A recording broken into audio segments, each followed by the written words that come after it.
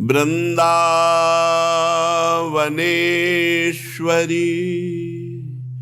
तवैव पदारविंदम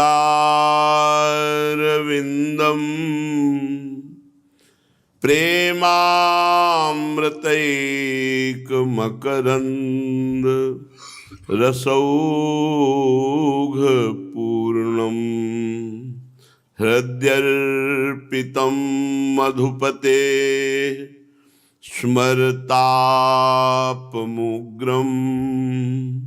निर्वापयत् परमु शीतलमाश्रयामि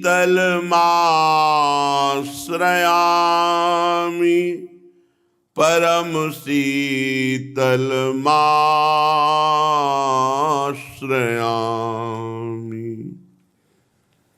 परम सच्चिदानंद घन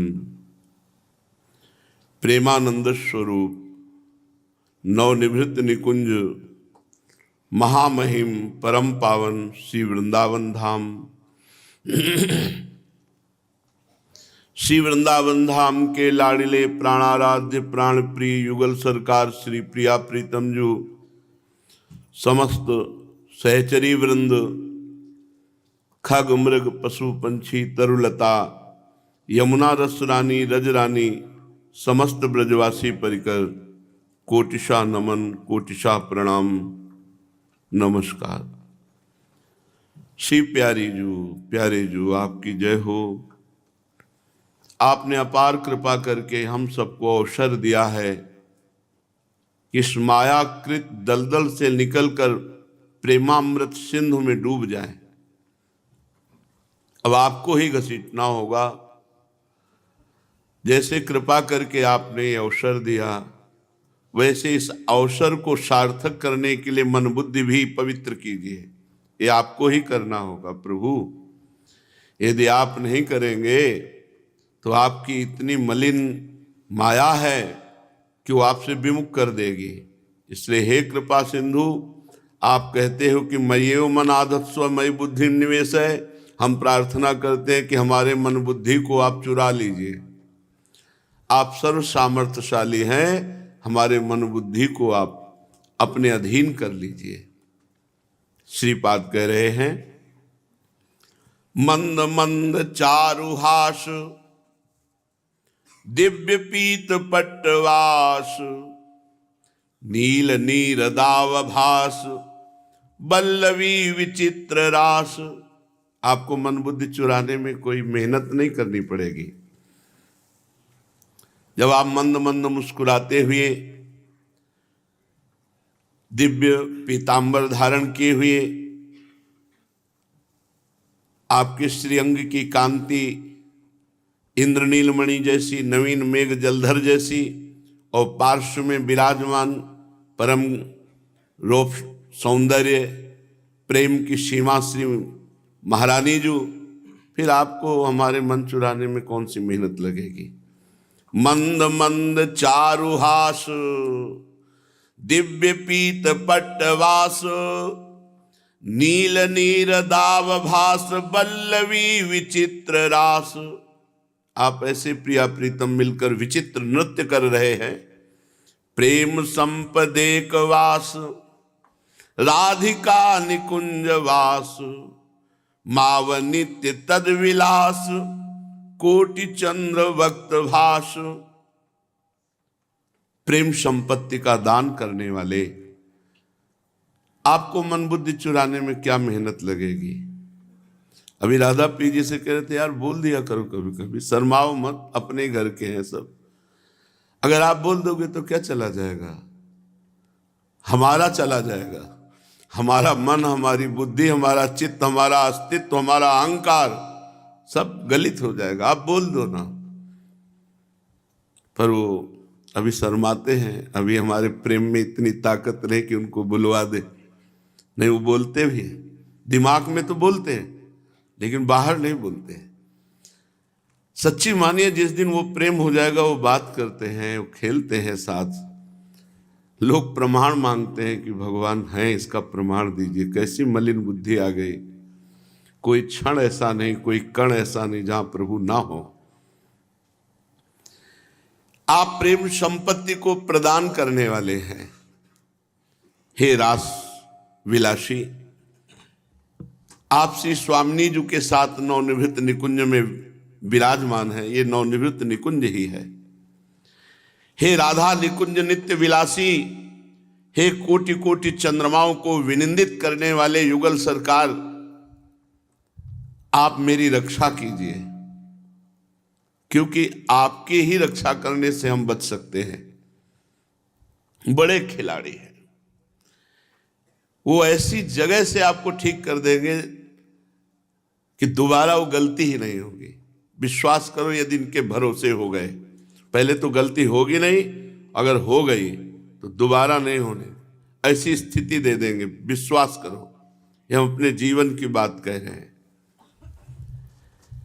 जब तक हमें प्रभु पे विश्वास नहीं होता, भरोसा नहीं होता, तब तक हमें अपना भरोसा होता है, अपने माला का भरोसा होता है, अपनी साधना का भरोसा। अपनी साधना कितनी, पूरे जीवन की साधना, एक वैष्णव की निंदा कर दो सब ढक जाएगी। किए सुकृत बहु जन्म के छिन्न में डारे खोए, क्या अपनी साधना। रात दिन वो हमारे चित्त को अपने में लगाए रहे, यही प्रार्थना है। हे मंद मंद मुस्कुराते हुए युगल सरकार, नीलांबर पीतांबर धारण किए हुए रास में विराजमान नवनिवृत्त निकुंज विलासी, कोटि चंद्रमाओं की शोभा को भी मात करने वाले, आप हमारे मन बुद्धि को चुरा लीजिए, आप हमारी रक्षा कीजिए, जिससे हम सदैव आपका चिंतन कर सके। हे प्रियाजू, आप सदैव श्री लालजू के गले के हार हैं और लालजू आपके गले के हार हैं। हम पिपासु हैं, जिज्ञासु नहीं, पिपासु, आपके प्रेम रस का पान करने वाले। इसलिए आप मेरे हृदय में स्फुरित हो, आप हमारे हृदय को अपने अधिकार में ले लें, तभी ये संभल सकता है। जैसे अर्जुन की रथ की बागडोर जगत गुरु भगवान श्री कृष्ण ने पकड़ ली तो विजय श्री अर्जुन को मिली, ऐसे मेरे हृदय देश में विराजमान होकर हे प्रभु आप शासन कीजिए, आप इंद्रिय मन को अपने अधीन कर लीजिए, तभी हमारी बात बनेगी। एक है ये मार्ग और एक यह है कि मैं इंद्रियों पर विजय प्राप्त करूं, मन पर विजय प्राप्त करूं, फिर बहुत जन्म जन्म। ये मार्ग बहुत बढ़िया है। बोले मन को ठीक करो तो आप ठीक कर लो, इंद्रियों को ठीक करो आप ठीक करो महाराज, हम आपके आश्रित हैं, आपके अधीन हैं। श्री स्वामी हरिदास जी महाराज कह रहे हैं, हमसो ना बिगारन को, तोषो न संवारन को, तो ही मोहि परी होड़, कौन धो जीते कौन धो हारे, पर बदी न तोड़। देखो महाराज, हमारी तुम्हारी इस खेल में होड़ लग गई है, हम तो बिगाड़ रहे हैं और आप संवार रहे हैं। बिल्कुल 100% बात आचार्य है। हम जो भी कर रहे हैं वो बिगड़ने वाली ही बात कर रहे हैं, आप जो भी कर रहे हैं वो संवार रहे हैं। पर महाराज हम पे गुस्सा ना होना, क्योंकि हम बिगाड़ रहे हैं तो तुम्हारी माया बाजी पसारी विचित्र, सुन मुनि मोहे काकी कोड़।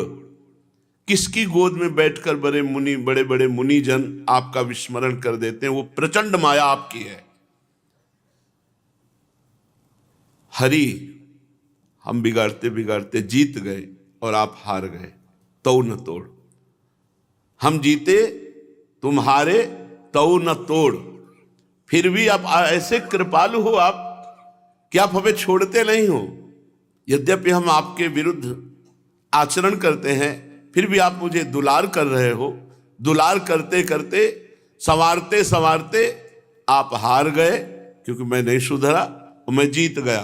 पर फिर भी महाराज आप अपनी ही उदारता पे रहना तो हमारी बात बन जाएगी। हम बिगाड़ने वाले हैं, आप संवारने वाले हैं। ज्यों ज्यों राखत हो त्यों त्यों रहियत हो हरि। स्वामी हरिदास, जैसे जैसे महाराज रखते हो वैसे वैसे मैं रह रहा हूं। हमारी बस कहाँ है कि हम आप के विरुद्ध चल सकें। ये आपकी ही तो माया है जो प्रचंड शक्ति वाली है और हमें परास्त कर रही। तो महाराज आप ही माया को रोक दो हमें अपना मार्ग प्रशस्त करने दो, आप करुणा करो। जब इस दैन्य भाव में आया जाता है तो परमार्थ का मार्ग भगवान की कृपा से प्रकाशित हो जाता है। सच्ची मानिए, चाह ही मिट जाती है, न लोक की चाह, न परलोक की चाह, न भगवत मिलन की चाह। सच्ची मानिए, बस एक चाह का स्वरूप रहता है कि विस्मरण ना होने पावे। बस सच्चे उपासक के हृदय की एक चाह रहती है, अखंड स्मृति। बस फिर ये जाएंगे कहां? उस दिन जो पद गाया जा रहा था, नाचे नचनी को, उसमें था, लाडली जो आपके हाथ में डोर है, इनके जाएंगे कहां? क्योंकि ये है पतंग और आप उड़ाने वाली हैं, डोर पकड़े हुए हैं। पतंगो, निम्बारकाचार्य भगवान जी, पतंगो यथा त्वाम अनुभ्राम्यमाणः, नमस्ते श्री राधिकाये पराये, नमस्ते नमस्ते मुकुंद प्रियाये। इस अष्टक में है, पतंगो यथा त्वाम अनुभ्राम्यमाणः, जैसे पतंग उड़ाने वाला जैसे चाहे वैसे उड़ाए, तो ये अखिल कोटि ब्रह्मांड नायक परात परीश आपकी डोर में बंधे हुए हैं, प्रेम डोरी में, जैसा चाहो आप वैसा ही होंगे। तो आप थोड़ा इनसे कह दो कि अपनी माया को डांट दे और हमारे हृदय में आपके भजन करने का अवसर दे। नहीं, ये प्रपंच घुसा हुआ है इस कोटि का, पूछो मत, पूरा जीवन है। प्यारे, जरा सा लड़खड़ाए तो गिर जाओगे, बिल्कुल लड़खड़ाना नहीं, बिल्कुल इधर उधर मत देखो, मत समझो कि गृहस्थ जन बड़े सुखी है। आपको केवल हम इतना बता देते हैं कि हर गृहस्थ से पूछ लो, भैया तुम तृप्त हो गए क्या संसार से? वो ऐसे ही कहेगा कि नहीं, तृप्त नहीं हुए, कोई तृप्त नहीं है। तुम उधर, ये भूत के लड्डू हैं, जो खाए सो पछताए और जो ना खाए सो पछताए। मान लो, संतों की बात मान लो, शास्त्र की बात मान लो और निकल चलो, आंख मूंद लो, निकल चलो। इधर उधर बाजार देखने लगे तो नहीं निकल पाओगे। एक राजा ने एक बाजार लगाई, सब फ्री, और अपने राज्य में घोषणा कर दी कि सूर्यास्त होते होते जो हमारे पास आ जाएगा उसे अपना राज्य पद हम देकर वनवास करेंगे, हम भजन करेंगे। उसके कोई राजकुमार नहीं था, पर बाजार ऐसी थी, सब फ्री। अब जो चले, खान पान भोग विलास सब फ्री। तो बोले सामय तक तो पहुंचना है राजा के पास, लग गए भोग विलास में। अब एक से एक राजभोग की सामग्रियां, सब देखने की, सुनने की, सूंघने की, छूने की, भोगने की, सब फ्री। शाम तक राजा बैठे रहे, कोई नहीं पहुंचा। एक आदमी, एक नेत्र वाला था, उसने विचार किया ये बाजार ही इसीलिए लगाई गई है कि मैं वहां तक पहुंच ना पाऊं। तो एक नेत्र केवल अपने लक्ष्य पर लगाया और चल दिया, और सीधे राजा के पास पहुंच गया। राजपद का अधिकारी वो हुआ। एक नेत्र को मतलब समझते हो, जिसका लक्ष्य एक हो गया कि बाजार ही इसीलिए लगाई गई कि मैं श्यामा श्याम को प्राप्त न कर पाऊं। ये काम क्रोध का फेंका ही गया है जाल इसीलिए कि मैं श्यामा श्याम तक न पहुंच पाऊं। कोई भी नगर निवासी नहीं पहुंच पाया, केवल एक नेत्र वाला पहुंचा। एक नेत्र वाला जिसका एक लक्ष्य है भगवत प्राप्ति। विषयान विश्ववत परित्यजन न पदालंब्य पुनर्भवम भजन, दृढ़ सर्व पुमर्थ सारतामति रश्मिन वस राधिका बने। विषयों को विष के समान त्याग दो। विषयान विश्ववत परित्यजन, आपको सच्ची कहते हैं, भजन करो, ऐसे तुम्हारी स्थिति हो जाएगी, चाह ही नहीं होगी। सच्ची कहते हैं, चाह ही नहीं होगी, स्फुरण ही नहीं होगा, स्फुरण ही नहीं होगा। मतलब बिना भूख के आपको भोजन रखा जाए तो कोई रुचि नहीं होगी ना, ऐसे जीने की रुचि नहीं है। चाहे आज बुला ले, चाहे शाम के बुला ले, चाहे कल बुला ले, चाहे परसों बुला ले, हमें जाना है। ये मलिन भोगों की तरफ जब तक भजन नहीं होता, पुनर्भवम भजन कह रहे, यदि मुक्ति आकर पांव पकड़ ले तो भी हम अपना भजन नहीं छोड़ेंगे। मोक्ष आके पैर पकड़ ले, फिर भोगों की बात, भजन का सुख नहीं मिला। इसलिए अब देखो, अगर यही चिंतन चलने लगे, श्री जी के कैसे गोरे चरणारविंद, कैसी मुस्कुराहट श्री जी की, कैसे नेत्र लाल जी के, कैसे करुणा में प्रभु। तो अभी अभी भगवदानंद आने लगे, अब वो चिंतन बन रहा है कि तो कैसे कैसे, मतलब बहुत विचित्र बात है। ध्यायतो विषयान पुंसा संगास्ते सुपजायते। पहले सिद्धांत समझो, ये भगवान के वचन है श्री कृष्ण चंद्र जी के। अगर आप विषयों का ध्यान करेंगे तो आपको भोग की आकांक्षा प्रबल होकर भोग में लिप्त कर देगी। संगास्ते सुपजायते, और संगात संजायते कामा, कामात क्रोधो भी जायते, क्रोधात भवति सम्मोहा, सम्मोहा स्मृति विभ्रमा, स्मृति भ्रंशात बुद्धिनाशो, बुद्धिनाशात प्रणश्यति। सर्वनाश की जड़ क्या है? विषय चिंतन। और भगवदानंद की जड़ क्या है? भगवत चिंतन। बहुत बड़ा घातक प्रहार कर रहे हो अपने ऊपर यदि विषय चिंतन करते हो। सच्ची मानना, क्रिया उतनी खतरनाक नहीं जितना खतरनाक विषय चिंतन है। विषय चिंतन पूरे अंतःकरण को मलिन कर देता है। इसलिए विषय चिंतन तो कह रहे विषयान विषवत परित्यजन। तीक्ष्ण विष, एक विष होता है खाओ तो मर जाओ, एक होता सूंघ हो तो मर जाओ, ये देख ले तो मर जाओ। ये इतना तीक्ष्ण विष है, देख ले तो मर जाओ, मतलब इस स्थिति से भ्रष्ट हो जाओ। विषयान विषवत परित्यजन न पदालम्ब्य पुनर्भवम भजन। मोक्ष आकर चरण पकड़ ले तो भी भजन नहीं छोड़ना। राधा राधा राधा। दृढ़ सर्वम पुमर्थम सारता मति रश्मिन वश राधिका बने। दृढ़ता पूर्वक भोगों का तिरस्कार करके श्री वृंदावन वास करो तो प्रिया प्रीतम की प्राप्ति हो जाएगी। पूज्यपाद महामहिम ब्रह्म मूर्ति श्री उड़िया बाबा जी महाराज। संतों के संग से क्या प्राप्त होता है? पहला, संतों का जो संग करते हैं उन्हें भगवत चर्चा प्राप्त होती, शास्त्रीय सिद्धांत और भगवान की प्राप्ति की लालसा और समस्त पापों का नाश, पाप प्रवृत्ति का नाश, अध्यात्म उन्नति। क्योंकि सत्संग उनका स्वभाव होता है संतों का, चर्चा करना, परस्पर चर्चा करना। आशा बसन व्यसन याति नहीं, रघुपति चरित होए ता सुनहि। श्री सनक सनंदन सनातन सनत कुमार जी एक प्रवक्ता बन जाते, 3 श्रोता बन जाते। अखंड प्रवाह चलता रहता है भगवान की लीला गुणधाम महिमा का। जो संतों के मुख से भगवत चर्चा सुनने का प्राविधान भक्त और संतों के मुख से ही प्राय, नहीं तो परम हंस शिरोमणि श्री सुखदेव जी को श्रीमद् भागवत दिया, अन्य को नहीं दिया। बहुत से शिष्य थे भगवान वेदव्यास जी के, अधिकारी देखा उनको। भगवत ऋषि जी कह रहे हैं प्रथम सुने भागवत भक्त मुख भगवत वाणी। भगवत वाणी गीता जी और भागवत सबसे पहले उपासक को किसी संत भक्त के मुख से सुनना चाहिए। भगवत भक्तों के मुख से जब भगवान की चर्चा सुनी जाती है तो सीधे बिना साधन के रति होती है भगवान में, सीधे भगवान में रति होती है। जब हम संतों के दर्शन करते हैं तो हमारे हृदय में एक जलन पैदा होने लगती है कि मैं कितना नीच हूं, मैंने ऐसे आचरण किए, मैंने ऐसे आचरण, वो अपने आप आने लगेंगे। और वो संतों की चरण कमल सेवा में अपनी समस्त मलिनता को बहाने की भावना करता है। जैसे कई भक्त जन आते हैं, कहते हैं कि हमारे हृदय में लालसा है कि कभी आपकी सेवा मिल जाए।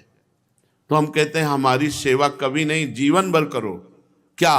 राधा राधा जपो, गलत आचरण मत करो, नशा मत करो, किसी माता बहन की तरफ गंदी दृष्टि से मत देखो। ये हमारे भगवान की, भगवान के वचन शास्त्र की सबकी सेवा हो जाएगी, सब संतों की सेवा हो जाएगी यदि ये बात मानोगे। जब संतों का संग करते हैं तो उत्कंठा बढ़ती है, भगवान के लिए जिज्ञासा बढ़ती, कैसे भगवान है, कैसे भगवान से मिलूं, कैसे संसार के विषयों का त्याग करके मैं भगवान का अनुरागी बनूं। जब संत संग होने लगता है तब गुरुदेव की प्राप्ति की प्रबल उत्कंठा होती है। मेरे गुरुदेव हो, जो मुझे शासन और दुलार के द्वारा भगवान के मार्ग में चलावे। भगवान फिर उन्हें गुरुदेव की प्राप्ति कराते हैं। गुरुदेव की प्राप्ति भगवान, क्योंकि भगवान ही गुरुदेव हैं, गुरुदेव ही भगवान है। बंदो गुरुपद कंज कृपा सिंधु नर रूप हरि, स्वयं हरि ही नर रूप धारण करके गुरुदेव के रूप में है। गुरुदेव से प्राप्त जो मंत्र है उसमें दृढ़ विश्वास होना चाहिए कि इसी से भगवत प्राप्ति हो जाएगी।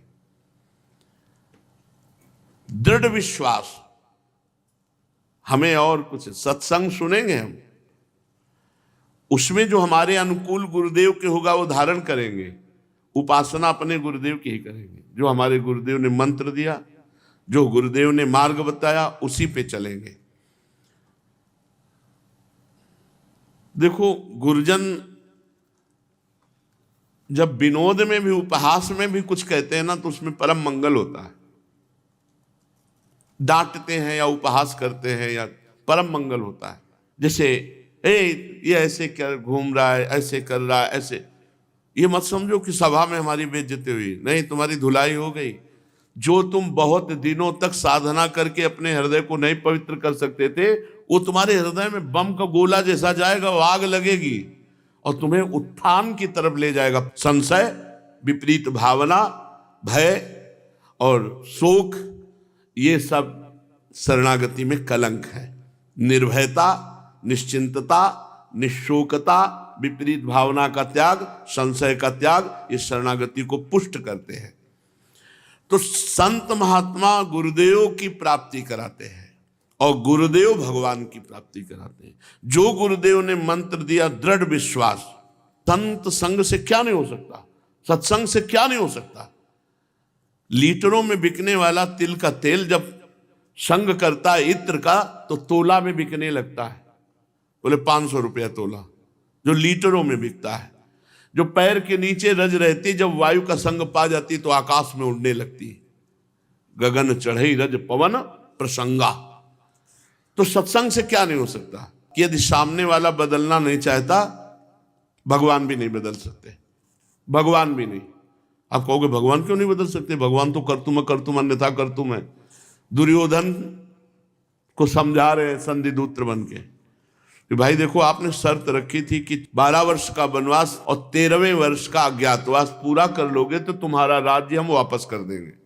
उन्होंने ईमानदारी से तिथि तारीख सहित पूरा विवरण दिया कि पूरा कर लिया है, अब वापस करो। उनका नहीं, राज्य नहीं देंगे। तो कहा आधा राज्य दे दो। भगवान मना रहे हैं। कहा नहीं, आधा राज्य में।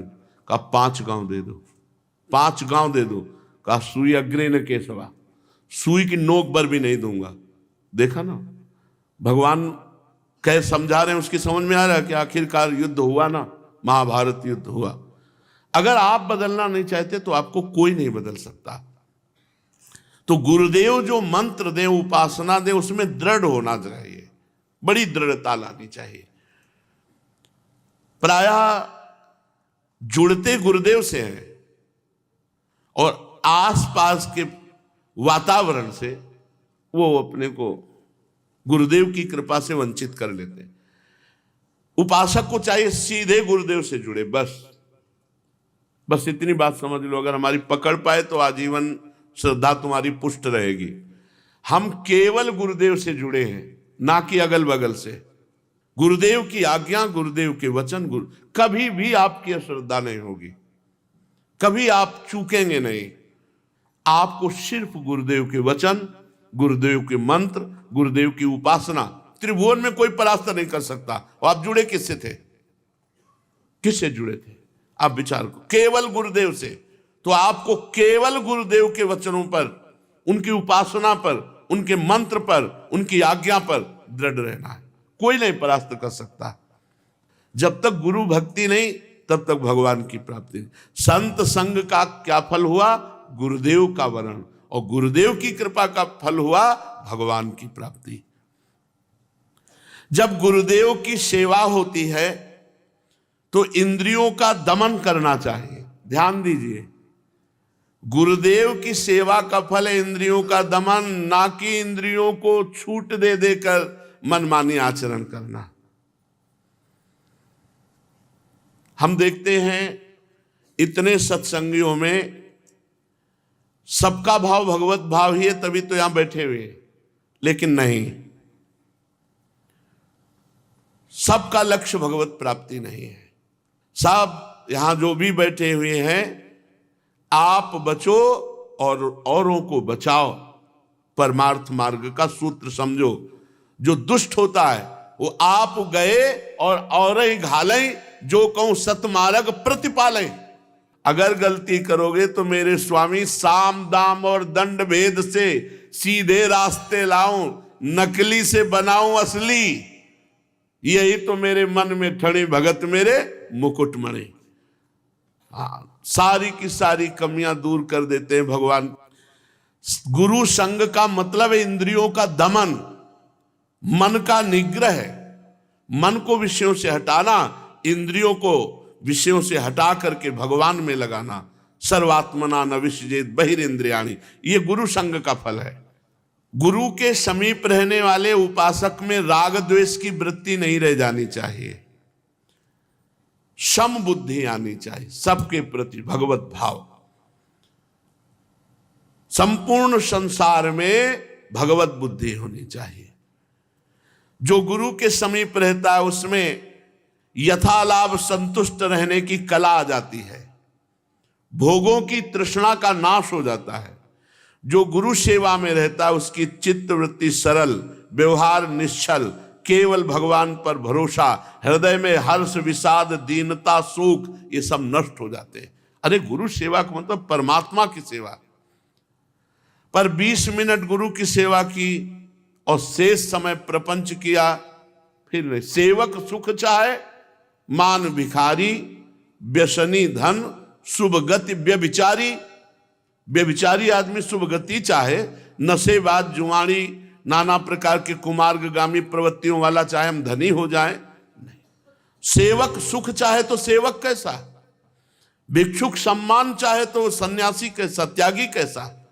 इसलिए बहुत सावधान। पूज्यपाद उड़िया बाबा जी महाराज, तुम्हें कोई दुखी दिखाई दे तो करुणा करके उसके दुख निवृत्ति का उपाय सोचो। वेद शास्त्र, महात्मा गुरु और भगवान के वचनों पर पूर्ण विश्वास रखो। सत और असत का यथार्थ विवेक हर समय तैनात रखो। ब्रह्मलोक पर्यंत संपूर्ण भोग माया में है ऐसा मानकर किसी भोगों की तरफ आकर्षित मत हो। कुछ भी वस्तु अपने लिए संग्रह मत करो, भगवत प्राप्ति के लिए अपने लिए संग्रह नहीं, समाज के लिए, परिवार के लिए। जो गृहस्थ में हो अपने लिए संग्रह भोगों का करना मतलब अपने अंदर मूढ़ता भरना। पापाचरण का त्याग पूर्ण रूप से, गुरुदेव के कथनानुसार ही कर्मों में प्रवृत्ति होना। महाराज जी ने कहा था ऐसे ऐसे करना है, ऐसे ऐसे करना है, ये नहीं करना है, बताया था ऐसे करना है। हर समय गुरुदेव हमारे दिमाग में बैठे हैं और उनके वचन के अनुसार ही हम क्रियाएं कर रहे हैं। भारी विपत्ति में पड़ने पर भी भगवान का स्मरण ना छूटना। भारी विपत्ति में भी तुम्हारे प्रति जो तुम्हें गाली दे रहा है, निंदा कर रहा है, अपमान कर रहा है, उसको भी भगवान से मनाना कि इसकी बुद्धि शुद्ध हो जाए, इसका मंगल हो, कभी इसका अमंगल ना हो। और कभी किसी से भयभीत ना होना, अंतःकरण में कोई वासना ना होना, निरंतर भगवत स्मृति और प्रसन्न रहना, ये है भगवत प्राप्ति के लक्षण। ये जिसमें आ जाएंगे वो स्वयं भगवत प्राप्त हो जाएगा। फिर एक बात सुन लीजिए, जिसे दुखी देखें उसके प्रति करुणा का भाव आ जाना। वेद शास्त्र, महात्मा गुरु और भगवान, इनके वचनों पर पूर्ण विश्वास होना। सत असत का ठीक निर्णय समय पे हो जाना। ब्रह्मलोक पर्यंत समस्त भोगों में अनासक्ति। ममत्व बुद्धि से, भोग बुद्धि से अपने लिए कुछ संग्रह न करना। भगवत शरणागति में कोई संशय न रह जाना। पापाचरण का पूर्ण त्याग, गुरुदेव के कथनानुसार ही सब कर्मों में, जो दिनचर्या के कर्म है वो गुरुदेव के कथनानुसार उनमें प्रवृत्त होना, भारी विपत्ति पड़ने पर भी भगवत विस्मरण ना होना, जो हमारी निंदा करे, जो हमारा अपराध करे, जो हमारे को दुख दे, उसको भी सुख देने की भावना करना, भय का सर्वथा अभाव, अंतःकरण में कोई इच्छा वासना ना होना, निरंतर स्मरण करते हुए प्रसन्न रहना, ये भगवत प्राप्ति के लक्षण है। पूज्यपाद सिउड़िया बाबा जी महाराज कह रहे। चलते हैं श्रीमद् भागवत महापुराण। भगवान श्री कृष्णचंद्र जी ने कालिया का दमन किया, काली हृद को अमृत जैसे जल से युक्त कर दिया।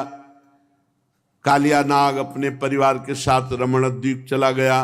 अब उसे कोई भय नहीं, क्योंकि भगवान के चरण चिन्ह उसके मस्तक पर विराजमान है, इसलिए गरुड़ जी कुछ नहीं कर पाएंगे।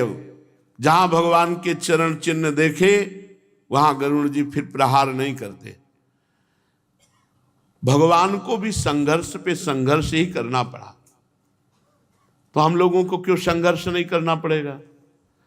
अभी काली दह को शुद्ध किया, दूसरे दिन फिर प्रलंबासुर आ गया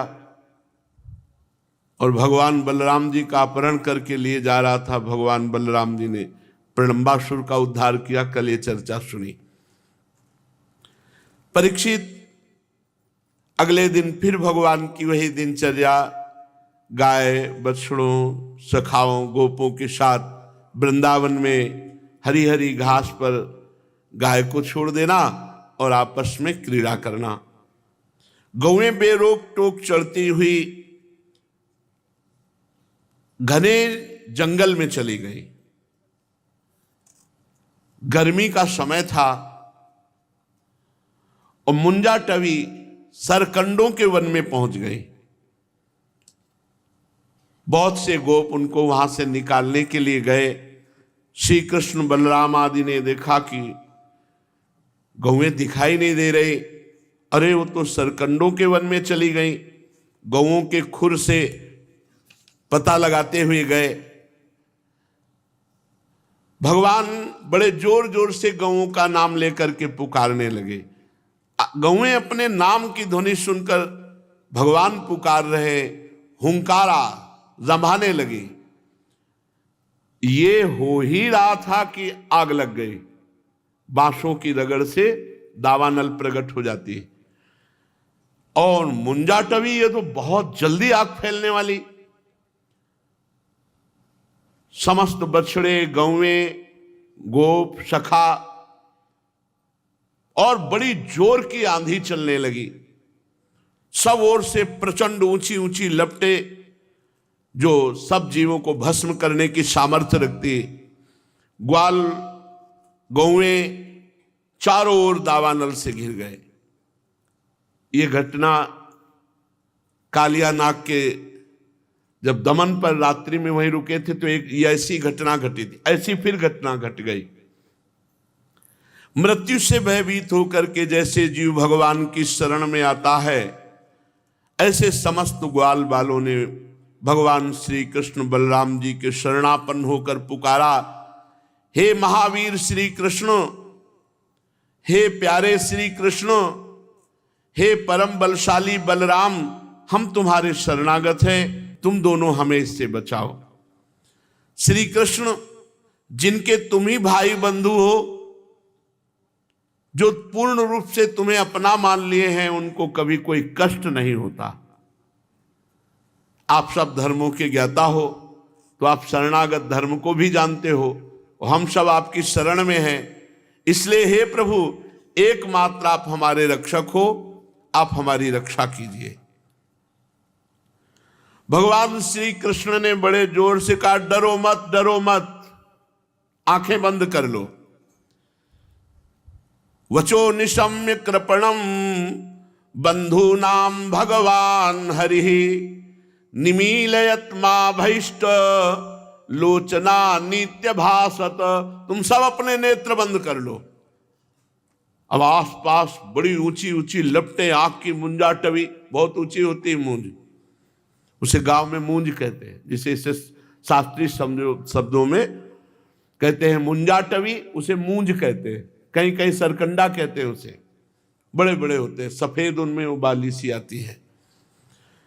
और भगवान श्री कृष्ण ने सबसे जब कहा आंख बंद कर लो और आकर्षण किया, पूरी आग भगवान के मुख में जाकर शांत हो गई। भगवान आग को पी गए अपने भक्तों के लिए। जिस मुख से माखन पाया, दूध पिया, उसी मुख में आग का पान कर लिया। अब ग्वाल वालों ने आग खो कर देखा तो सब भांडीर वट के पास पाया।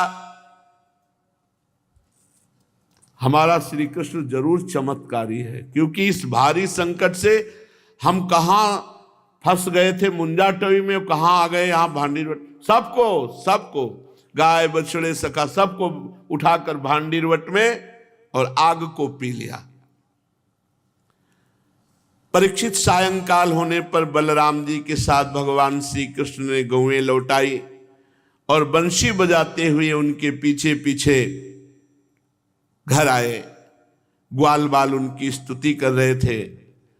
ब्रज में गोपियों का श्री कृष्ण के बिना एक एक क्षण 100 युग के समान व्यतीत होता था। शाम के समय सब गोपियां रास्ते में ऐसे खड़ी हो जाती, और जब भगवान गौएं चराते हुए आ रहे हैं तो उनके दर्शन करके सब परमानंद में मगन हो जाती। ग्वाल बालों ने घर पहुंचकर अपनी मां बहन आदि स्त्रियों से और अपने बुजुर्गों से बताया, श्री कृष्ण और बलराम के अद्भुत कर्म की आज तो हम सब मरी जाते। मुंजा टवी में आग लग गई थी और श्री कृष्ण ने हम सबको भांडीर वट पहुंचा दिया और अपने मुख में आग पी ली। बड़े बड़े गोप और गोपियां सुनकर निश्चय करने लगे कि श्री कृष्ण और बलराम कोई बहुत बड़े देवता हैं जो हमारे ब्रजवासियों की रक्षा के लिए यहां पधारे हैं। ग्रीष्म ऋतु के बाद वर्षा का जब आगमन हुआ, इसमें छोटे छोटे जंतुओं की बड़ी वृद्धि हो जाती है। वर्षा ऋतु में बहुत कीट पतंगा, बहुत छोटे छोटे जीव, और इसमें जो ग्रीष्म में सूखे हुए वृक्ष होते हैं उनको जल मिलने से पुनः जीवन प्राप्त होता है। सूर्य और चंद्रमा पर बार बार मंडल बैठने लगते हैं। बादल वायु चमक कड़क करके बड़ा क्षोभ प्रकट करती है आकाश में। नीले नीले घने बादल आते हैं, बिजली कौंधती है, गड़गड़ाहट होती है और वर्षा होती है। जैसे जीव ब्रह्म स्वरूप है पर माया के गुणों से ढक जाता है तो अपने को शरीर मानने लगता है, ऐसे ही सूर्य और चंद्रमा के ऊपर बादल ढक जाने पर वो दिखाई नहीं देते। जीव ब्रह्म स्वरूप है। भगवान सूर्य राजा की तरह पृथ्वी रूपी प्रजा से 8 महीने तक जल अपनी किरणों से आकर्षित करते हैं और फिर उसे बांट देते हैं। जैसे दयालु पुरुष जब देखते हैं कि प्रजा बहुत पीड़ित है तो दया परवश हो करके वो अपने जीवन प्राण तक न्यौछावर कर देते हैं, वैसे बिजली चमक कर घनघोर बादल आते हैं और प्राणियों के जीवन स्वरूप जल की वर्षा करते रहते हैं। जेठ आषाढ़ की गर्मी से पृथ्वी सूख गई थी, अब वर्षा के जल से सिंचकर वो हरी भरी हो गई। जैसे कोई सकाम भाव से तपस्या करता है तो शरीर दुर्बल हो जाता है और जब तपस्या का फल मिलता है तब फिर शरीर हष्ट पुष्ट हो जाता है। वर्षा के सायंकाल में बादलों से घना अंधेरा छा जाने पर ग्रह और तारों का प्रकाश तो नहीं दिखता परंतु जुगनू चमकते हैं। जैसे कलयुग में सच्चे महात्माओं का सानिध्य बहुत कम मिलता है, पाखंडियों का बहुत बोलबाला हो जाता है। कह रहे जैसे वर्षा कालीन में सायंकाल बादलों का घना अंधेरा छा जाता है, सूर्य और तारों का प्रकाश तो दिखाई नहीं देता, जुगनू चमकने लगती है, केवल जुगनू का प्रकाश। वैसे ही कलयुग में पाप की प्रबलता हो जाने से सच्चे संतों का मिलना कठिन हो जाएगा, पाखंड मतों का प्रचार होगा, वैदिक सिद्धांत लुप्त हो जाएंगे, पाखंडियों का बोलबाला होगा। जो मेढक पहले चुपचाप मिट्टी में घुसे हुए सो रहे थे, जे ही वर्षा हुई सब बाहर निकल पड़े और टर टर टर टर ऐसे आवाज करने लगे, जैसे नित्य नियम से निवृत्त होने पर गुरु के आदेशानुसार ब्रह्मचारी लोग वेद पाठ करते हैं। छोटी छोटी नदियां जो जेठ अषाढ़ में बिल्कुल सूखने गई थी, मानो सूखने को आ गई थी, अब वो घुमड़ घुमड़ कर घेरे से बाहर बहने लगी। जैसे अजितेंद्रीय पुरुष के शरीर और धन और संपत्ति ये सब कुमार्ग में खर्चा हो जाते हैं। जो अजितेंद्रीय पुरुष होता है, भगवत विमुख होता है, उसका पैसे का बहुत बड़ा दुरुपयोग होता है, बहुत बड़ा दुरुपयोग।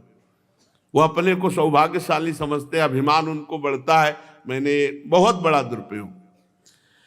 पृथ्वी पर कहीं कहीं हरी हरी घास की हरियाली थी, कहीं कहीं वीर बहुटियों की लालिमा, कहीं कहीं बरसाती छत्तों के कारण वो सफेद मालूम हो रही थी कि जैसे जेठ अषाढ़ में नदियां सूख जाती हैं और फिर जब वर्षा हुई सावन भादो तो जीव सरिता सावन जल, ऐसे ही ये जो अजितेंद्रीय भगवत विमुख पुरुष, इनके पास धन आता है, बहुत गलत जगह इनका प्रयोग हो, गलत जगह खर्चा होता है। सही ढंग से खर्चा करे तो एक एक रुपए की बहुत बड़ी, सो धन धन्य प्रथम गति जाकी। सब खेत अनाजों से भरे पूरे लहला रहे थे, उन्हें देखकर किसान तो मारे आनंद के फूले न समाते थे, पर सब कुछ प्रारब्ध के अधीन है, ये बात ना जानने वाले लोगों के हृदय में बड़ी ईर्ष्या पैदा होती थी। ऐसे ऐसे ईर्ष्यालु होते हैं कि खड़ी फसल में ऐसे चुपचाप एक दिया सलाई फेंकी और भाग गए। अब किसी को क्या पता, अब पूरी खेती उसकी जल गई, अब उसके घर में क्या होगा।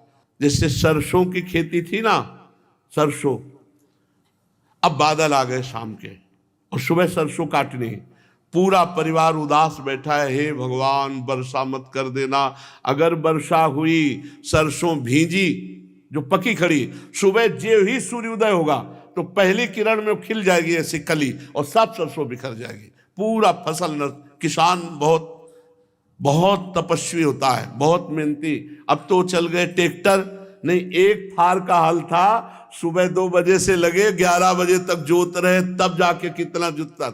बहुत कठिन किसानी, बहुत कठिन, और बहुत गरीबी से, बहुत मेहनत से, बैल की तरह मेहनत करते, तब जाके पेट भरता। तो ये लोग जो ईर्ष्या करने वाले हैं, उनकी फसल देख करके जल जाते हैं, उनके नष्ट करने की सोचते हैं। बरसात में जलचर जीव, थलचर जीव ये बढ़ जाते हैं। भगवान की सेवा करने से भीतर और बाहर दोनों तरह की जैसे सुंदरता आती है, ऐसे प्रकृति में सुंदरता वर्षा में आ जाती है। वर्षा ऋतु में हवा के झोंकों से समुद्र एक तो यूं ही उत्ताल तरंगों से युक्त हो रहा था, अब नदियां गिरने लगी तो और उत्ताल तरंगों से युक्त हो गया। जैसे साधक, समझना, जैसे साधक मन और इंद्रियों को रोककर भगवान में लगाना चाहता है, पर विषयों का संपर्क हो जाने पर, भोगियों का संपर्क हो जाने पर उसमें उफान आ गई, अब वो नहीं संभाल सकता। हाँ, इसीलिए लिखा है कस्तरति मायाम, तो बोले यो संगास्त्यजति यो महानुभाव सेवते यो निर्ममो भवति। किसी से ममता नहीं, किसी का संग नहीं, संग केवल भगवत प्रेमी महात्मा का संग, और संग होकर भजन करो। कल एक संत भगवान आए थे कई रूपों में, तो एक संत भगवान प्रश्न किए कि नए साधक को एकांत में भजन करना चाहिए या साधु मंडली में रहना चाहिए। उनका साधु मंडली में। प्रथम भगति संतन करी संगा, क्योंकि नवीन पौधा है, बकरी खा गई तो बकरी का खाया हुआ पौधा दोबारा अंकुरित नहीं होता।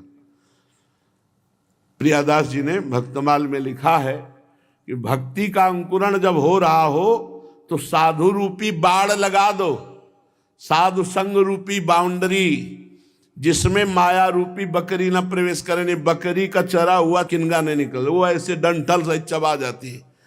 भक्ति का अंकुरण नहीं होगा, ऐसा प्रभाव माया का, इसलिए साधु मंडली में रहे। तो उन्होंने कहा कि हमारे गुरुजी के यहाँ जो दीक्षा लेते हैं पहले कुछ दिन तो ऐसे, और फिर कहते हैं हम एकांत में रहेंगे, और वो छोड़कर गुरुजी को चले जाते हैं, उनकी सेवा का त्याग कर देते हैं। उनका क्या होगा? उनका कभी कोई परिपक्व अवस्था नहीं प्राप्त होगी। गुरु से विमुख नामदाता, गुरु से विमुख होने वाले की परिपक्व अवस्था नहीं। पेट तो सब पालन कर रहे हैं, परिपक्व अध्यात्म की उन्नति गुरु कृपा पात्र और साधना का अहंकार न हो, ये गुरु चरण सेवा से ही होता है। तो वासना युक्त साधक जब विषयों के संपर्क में आता है तो कामनाओं की उभार में फिर नष्ट हो जाता है। मूसलाधार वर्षा की चोट खाते रहने पर भी पर्वतों पे कोई असर नहीं होता। जैसे परिपक्व साधक है तो काम की चोट, क्रोध की चोट, निंदा, स्तुति, अपमान की चोट कोई फर्क नहीं पड़ता। जैसे पर्वत पर वर्षा हो मूसलाधार तो कोई फर्क नहीं पड़ता। ऐसे संत का हृदय होता है। जो मार्ग कभी साफ नहीं किए जाते थे उनमें घास ढक गई, उनको पहचानना कठिन हो गया। कलयुग में भगवत मार्ग ढक जाएंगे, पहचानना कठिन होगा, पाखंड के मार्ग खुल जाएंगे। शुद्ध भगवत चर्चा, शुद्ध भगवत मार्ग तो बहुत ही कठिन हो गया। यद्यपि बादल बड़े लोकोपकारी हैं पर बिजलियां उनमें स्थिर नहीं रहती। जैसे भ्रष्ट आचरण वाली स्त्रियां कभी अपने पति का अनुगमन नहीं करती।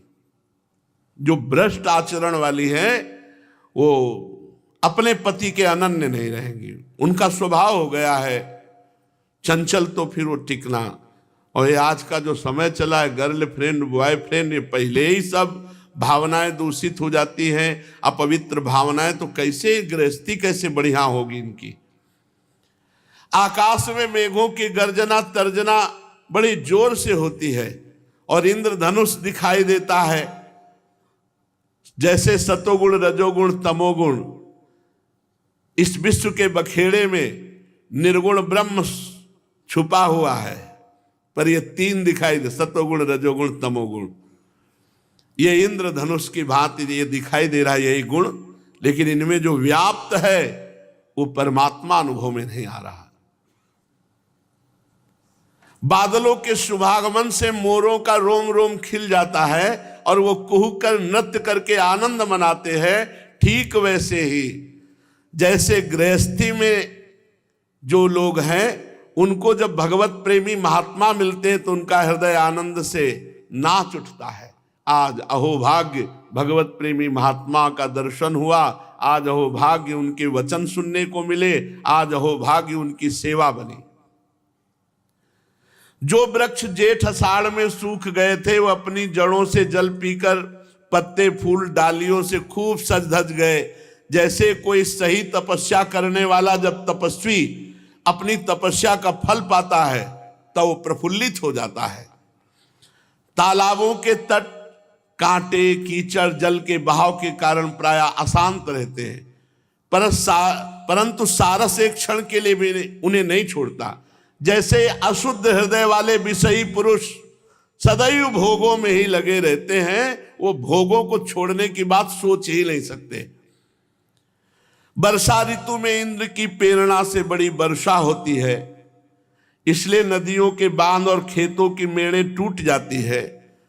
कलयुग में जैसे पाखंडियों के मिथ्यावाद से सही भगवत मार्ग ये गुप्त हो जाएंगे, सही भगवत मार्ग गुप्त हो जाए। अरे भाई, भगवान के नाम जप करने से ही लोक परलोक बनेगा, ये छूछा से कुछ नहीं होने वाला। जिसको छूछा में ऐसा लगता हो कि यहां सत्यता है तो छू तो चाहे पास से करे चाहे दूर से करे, उसका प्रभाव हवाई लगे से होगी क्या?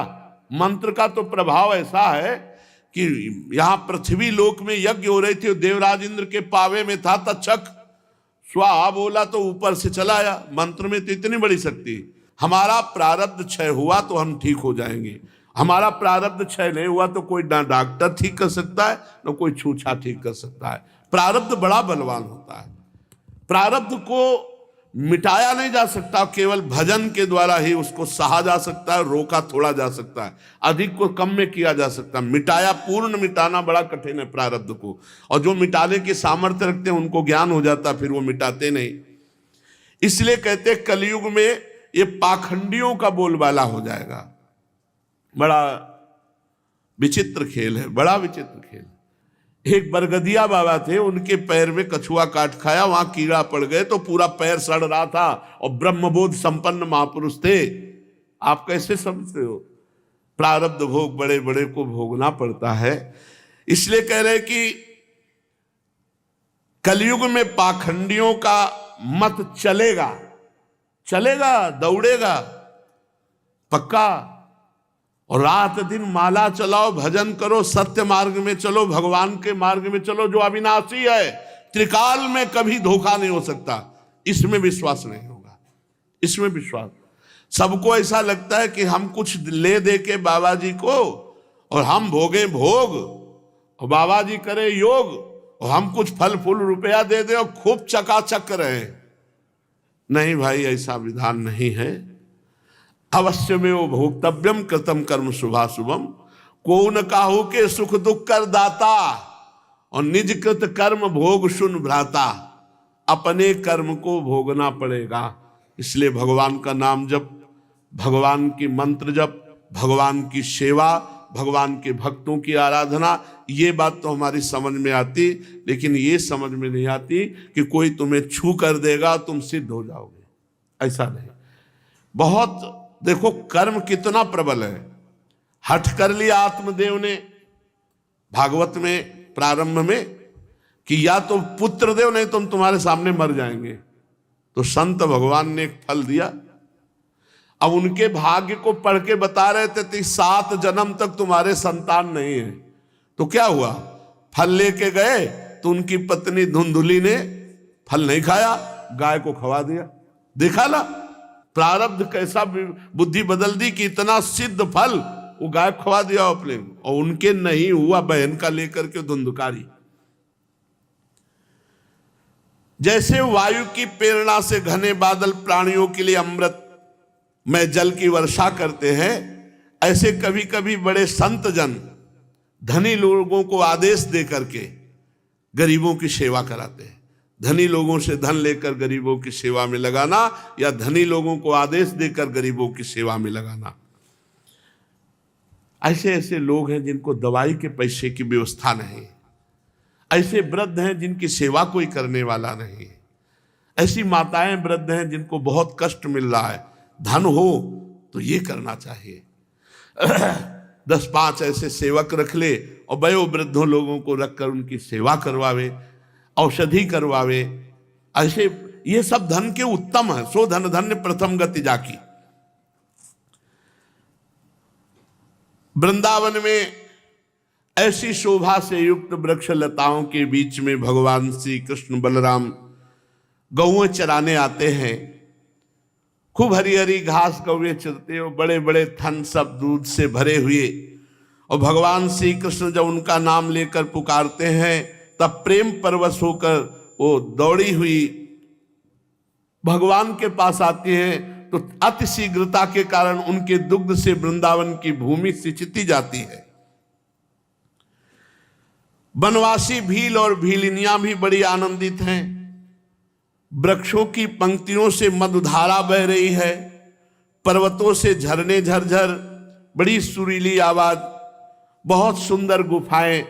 तो जब वर्षा होती है तो भगवान गुफाओं में छिप जाते हैं, किसी खोड़र में छिप जाते हैं, और कंदमूल फल पाकर सखाओं के साथ कभी कभी जल वर्षा में खेलते हैं। वर्षा हो रही और भगवान कृष्ण बलराम सखा सब जल में भींजते हुए खेलते हैं।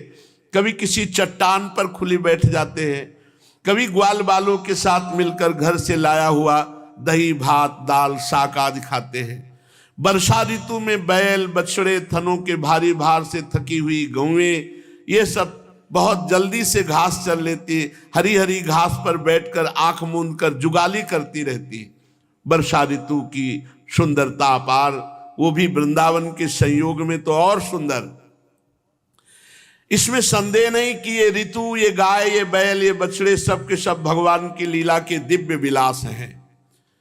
भगवान देख देख कर बहुत प्रसन्न होते हैं, बार बार आनंदित होकर कभी नृत्य करते हैं, कभी गायन करते हैं, कभी प्रशंसा करते हैं। इस प्रकार श्याम और बलराम बड़े आनंद से ब्रज में निवास कर रहे हैं। इसी समय वर्षा ऋतु बीती और शरद ऋतु आ गई। अब आकाश में बादल नहीं रहे, जल निर्मल हो गया, वायु बड़ी धीमी गति से चलने लगी। शरद ऋतु में कमलों की उत्पत्ति, जलाशयों के जल ने अपनी स्वच्छता प्रकट कर दी। जैसे कोई साधक भ्रष्ट हो जाए तो फिर कड़ा नियम लेकर योग का सेवन करता है तो निर्मल हो जाता है, ऐसे शरद ऋतु में वर्षा से मलिन हुए सरोवर निर्मल हो जाते हैं। भ्रष्ट हो जाए तो इसका मतलब नहीं कि हम गिरते ही चले जाए, नहीं, फिर कड़ा नियम ले और फिर आगे बढ़े।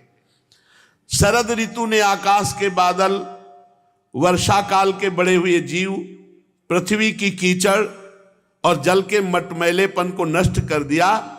जैसे भगवान की भक्ति से चाहे ब्रह्मचारी हो, चाहे गृहस्थ हो, चाहे वानप्रस्थ हो, चाहे सन्यासी हो, सब प्रकार के अशुभों का, पापों का, विकारों का नाश कर देता है भगवान की भक्ति से। बादल अपने सर्वस्व जल का दान करके उज्जवल कांति से सुशोभित होते हैं। जैसे जिसके पास धन अधिक है उसे चाहिए कि परलोक के लिए अपनी कामनाओं को, अपने भोगों को थोड़ा रोक करके दूसरों के हित में अपने धन को लगा दे, दूसरों के मंगलमय कार्यों में लगा दे। पर्वतों से कहीं कहीं झरने झरते हैं और कहीं कहीं अपने कल्याणकारी जल को नहीं बहाते। ऐसे ही ज्ञानी पुरुष जब देखता है अधिकारी है तो अपने ज्ञान का दान कर देता है, और कहीं कहीं देखता है कि अनाधिकारी है तो मौन हो जाता है, उनसे बात नहीं करते। छोटे छोटे गड्ढों में भरे हुए जल के जलचर जीव ये नहीं जानते कि 4 दिन के बाद ये गड्ढा सूख जाएगा और फिर हमें मरना पड़ेगा।